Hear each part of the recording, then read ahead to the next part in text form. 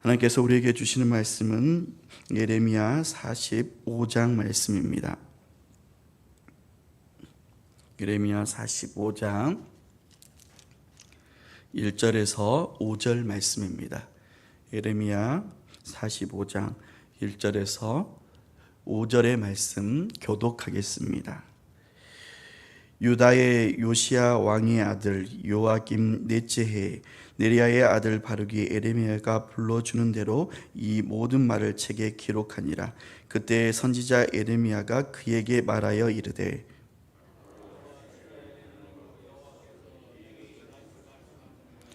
내가 일찍이 말하기를 화로다. 여호와께서 나의 고통의 슬픔을 더하셨으니 나는 나의 탄식으로 피곤하여 평안을 찾지 못하도다.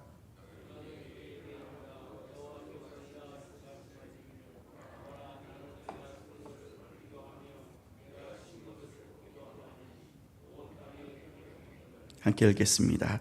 내가 너를 위하여 큰 일을 찾느냐? 그것을 찾지 말라. 보라, 내가 모든 육체의 재난을 내리리라. 그러나 내가 가는 모든 곳에서는 내가 너에게 내 생명을 노량물 주듯 하리라. 여호와의 말씀이니라. 아멘. 계속해서 예레미야 말씀을 살펴보고 있습니다. 선지자는 시대를 향한 하나님의 목소리를 전하며 하나님을 대변합니다. 그러나 선지자 옆에 선 한 사람으로 이름 없는 조력자인 그의 손을 통해 하나님의 말씀이 기록될 때 그 글자는 단순히 글자가 아니라 하나님과 인류 사이의 역사적인 계약이 되기도 합니다. 오늘 본문이 바로 그러한 한 인물 바룩에 관한 말씀이 기록되어 있습니다. 예레미야 45장은 남유다 왕국이 붕괴 직전의 긴박한 시기에 기록된 말씀입니다. 당시 남유다는 격동의 중심에 있었습니다. 종교개혁을 감행했던 유다의 왕 요시야가 무기트 전투에서 전사하고 그의 아들 요아김이 왕위에 오른 뒤로 유다는 급격하게 몰락의 길을 걷게 됩니다. 요아김 제4년 기원전 605년경은 역사적으로도 세계 질서가 재편된 해이기도 했습니다. 갈그미스 전투에서 바벨론이 애굽을 꺾고 중동 지역의 패권을 장악하면서 남유다는 외교적 자율성과 정치적으로 독립을 상실하게 되었습니다. 말하자면 한 나라가 무너지는 무력한 순간을 백성들이 생생하게 목격했던 것입니다. 이 시기에 예레미야는 하나님의 심판을 예언하며 백성들이 하나님께로 돌이킬 것을 말씀으로 촉구했습니다. 하지만 대부분의 사람들은 그의 예언을 환영하기는커녕 저항하고 그를 핍박했습니다. 예레미야가 전한 말씀이 아마도 그들의 마음을 찌르자 사람들은 그 말씀을 거부했고 그러했기에 예레미야는 외로운 선지자로 남아있을 수밖에 없었습니다. 그러나 그의 곁에는 한 사람이 있었습니다. 주목받지 않는 자리에서 묵묵히 하나님 말씀을 받아 적던 사람, 그가 바로 바룩입니다. 선지자와 함께 핍박받고 함께 낙심하며 함께 눈물 흘리던 사람. 보통 사람들은 선지자 예레미야를 기억하지만 하나님은 이 사람 바룩 또한 기억하십니다. 그리고 오늘 우리는 하나님께서 이 바룩을 찾아오셔서 주신 말씀을 함께 살펴보고자 합니다. 바로 이 절망과 침묵의 시기에 하나님께서 바룩에게 들려주신 말씀이 1절에서 이제 시작됩니다. 1절을 보면 유다의 요시야 왕의 아들 요야김 넷째 해에 네리야의 아들 바룩이 예레미야가 불러주는 대로 이 모든 말을 책에 기록하니라. 그때 선지자 예레미야가 그에게 말하여 이르되라고 말씀이 시작됩니다. 이 짧은 문장은 역사의 거대한 흐름 속에 작은 인물 한 명을 조명하는 빛과 같습니다. 시작은 유다의 요시야 왕의 아들 요야김 넷째 해라는 역사적 시간을 언급하며 출발합니다. 사실 이 시간은 바벨론이 애굽을 꺾고 유다를 이제 빈속국으로 만들던 시점이었는데 동시에 하나님의 심판이 실제 현실로 다가오는 시점이기도 했습니다. 단순한 연대적 표시는 사실상 이 말씀이 인간 역사의 한가운데에서 피할 수 없는 현실 속에 주어졌음을 알리는 선언이었습니다. 또 이어지는 문장, 네리야의 아들 바룩이 예레미야가 불러주는 대로 이 모든 말을 책에 기록했다고 했습니다. 여기에서 바룩은 단순히 문자를 기록한 그런 기록자가 아닙니다. 히브리어로 기록하다라는 단어는 단순히 종이에 글을 적는 행위가 아니라 진리를 보존하고 세대를 넘어 계시를 전달하는 신성한 사역을 의미합니다. 바룩은 곧 하나님의 음성을 종이에 새기는 사람, 바로 말씀을 기록하는 사람이었습니다. 또한 에레미야가 그에게 말하여 이르되라는 표현으로 마무리되고 있는데, 이제 곧 하나님께서 바룩에게 주실 개인적인 말씀이 시작된다는 것을 암시하는 것입니다. 이 구조는 어찌 보면 매우 문학적이기도 하고 의도적인 구성입니다.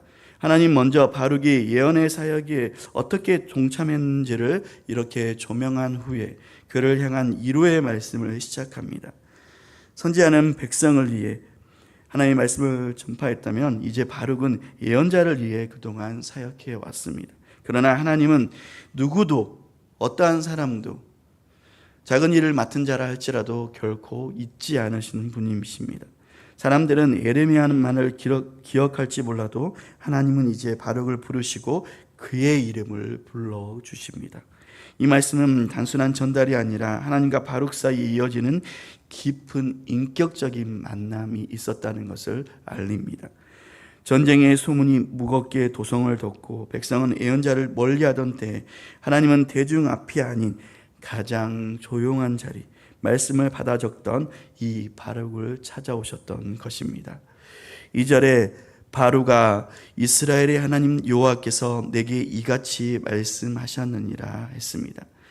당시 바룩은 나라가 무너져가는 혼란의 시대 속에서 예레미야 곁에서 조용히 말씀을 받아 적던 사람이었습니다.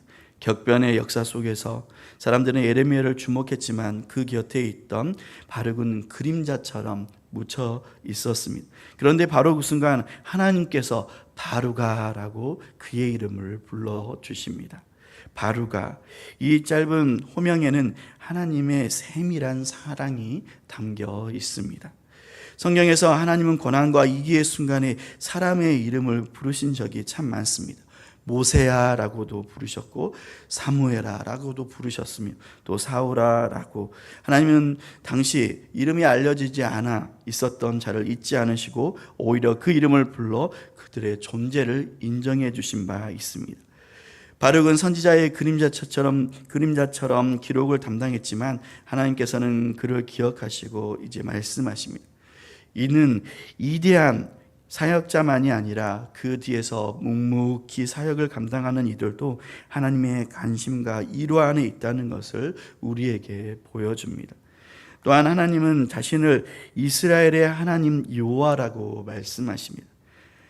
이것은 언약의 하나님으로서 비록 시대와 민족은 마치 마구 흔들리고 있었지만 하나님은 변함없이 그 백성과 함께 하시고 신실하신 분임을 선언하는 것이었습니다.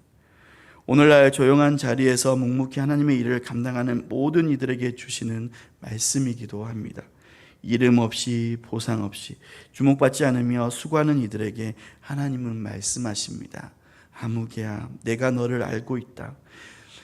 내가 너의 수고를 보고 있다. 나는 한시도 너를 잊지 않고 있다. 우리는 때로 큰 일, 사람들의 눈에 띄는 일을 하지 않으면 의미 없다고 그렇게 생각하거나 느낄 수도 있습니다.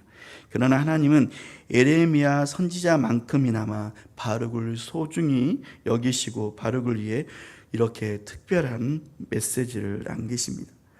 하나님의 놀라운 격려 있고 또 하나님의 나라는 결코 보이는 사역만으로 움직이지 않는다는 강렬한 메시지가 담겨 있습니다. 이어 3절에 내가 일찍이 말하기를 화로다. 여호와께서 나의 고통에 슬픔을 더하셨으니 나는 나의 탄식으로 피곤하여 평안을 찾지 못하도다 라고 했습니다. 이 말씀은 지금까지 조용히 예언자의 곁을 지켜온 바룩의 깊은 내면의 상태를 그대로 보여주는 것입니다. 그는 단순히 비서나 또 필기자가 아니라 예레미야와 함께 하나님의 뜻을 전하는 일에 동참한 아주 충성되고 충직한 동역자였습니다. 그러나 그의 마음속에서는 격동의 시대 속에 자신의 나라가 이렇게 위기 가운데 있을 때 감당하기 어려운 감정들이 마구마구 쌓여가고 있었습니다. 바룩은 선지자의 말씀을 받아 적으며 하나님의 말씀을 전하는 거룩한 사역에 동참하긴 했지만 그의 삶에는 평안이 없었습니다. 오히려 고통은 더해졌고 그 영혼은 점점 지쳐가고 있었던 것입니다. 화로다 라는 감탄은 단지 탄식이 아닙니다. 이는 깊은 낙심을 넘어 절망과 하나님 앞에서 울부짖는 영혼의 비명이기도 합니다. 고통 위에 슬픔을 더하셨다라는 말은 바룩이 이미 감당 중인 어려움 위에 더 큰 고난이 덧붙여졌음을 의미하는 것이기도 합니다. 그의 기대는 아마도 하나님의 일을 하면 보람도 있고 평안도 있을 것이라 했지만 현실은 전혀 달랐던 것입니다.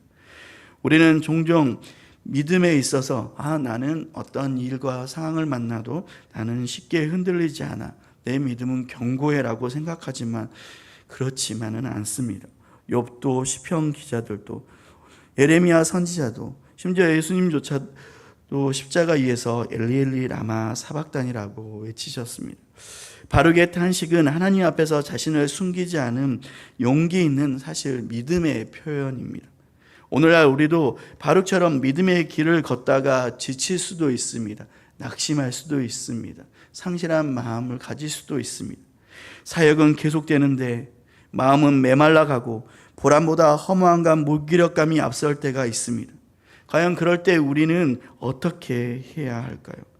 바룩은 그의 마음을, 그의 감정을 하나님 앞에서 꾸미거나 속이지 않았습니다. 숨기지 않았습니다. 하나님 앞에 있는 그대로를 드러냈습니다. 그의 마음을 솔직하게 가감하지 않고 토로했습니다. 그리고 하나님께서는 이러한 바룩의 마음을 표현하는 것 가운데 그의 탄식을, 그의 비명을 책망하지 않으시고 오히려 그의 상황에 귀를 기울이시며 응답해 주십니다.